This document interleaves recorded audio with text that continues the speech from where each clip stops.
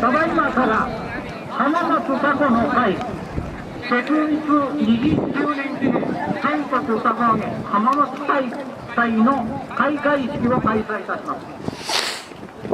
一緒に浜松主催者を代表いたしまして浜松凧の会チーム会長の挨拶があります。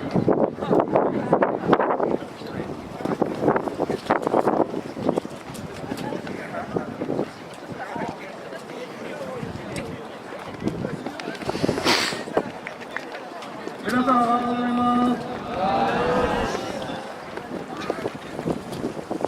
いよいよ今日全国凧揚げ浜松大会の日がやってまいりました。地元の友好町の凧揚げ隊の皆さん、北は北海道、南は沖縄、そして海外、全国各地からさまざまな皆さんがこの浜松へ来て盛り上げていただきました。浜松凧の会の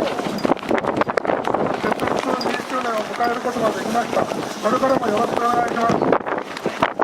昨日の雨が降りましたけども、今日は絶好の凧日和です。この怪我や事故のないように、今日一日凧揚げを楽しんでください。よろしくお願いします。